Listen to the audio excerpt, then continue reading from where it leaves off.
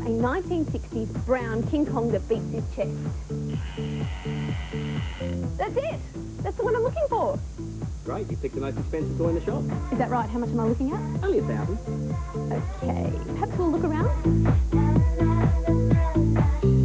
Well, the oldest toy we've got in the shop is this one here, which is a pretty cool little celluloid and tin wind-up toy, made in Japan in about 1910, believe it or not. That's amazing. How did you find her? You know, a lot of people ask that question, and a lot of it is just sheer luck. You know, we might get a call from someone who happens to be clearing out their neighbour's garage, or someone who's found some stuff in the cupboard. It's just luck. Now, you've got lots of tin toys here. What era are these guys from? Well, the toys you see on these shelves are basically from about 1930 up to about 1950, 1960. Okay. And back then, tin was the major thing that people made toys in because it was the cheapest material available, you know? And now it's plastic. That's right, yeah, they changed over to plastic when that manufacturing process became cheaper.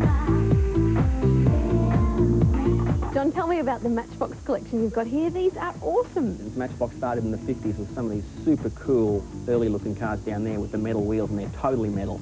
Wow. But my favourite are the stuff that, of course, that I had when I was a kid, which is your top shelf stuff here. Okay. These things here that are called Matchbox Superfast, they came out around about 1969, 1970, and they are so neat. Look at that VW. It's so shiny.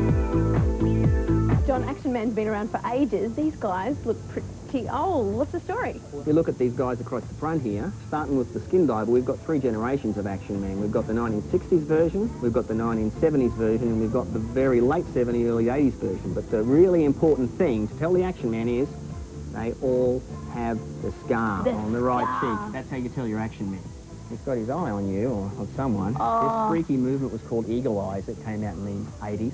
But even better, listen.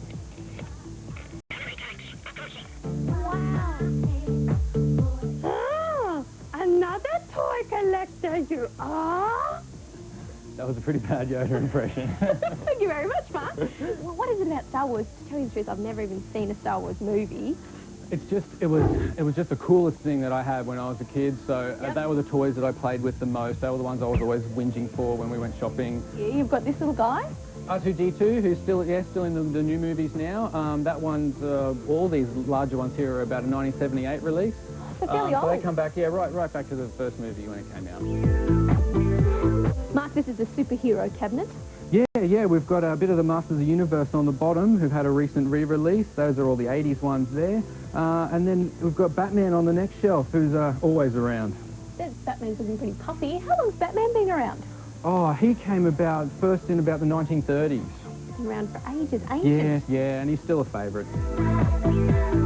John and Mark, thanks so much for showing me around. One final question. Favourite toy?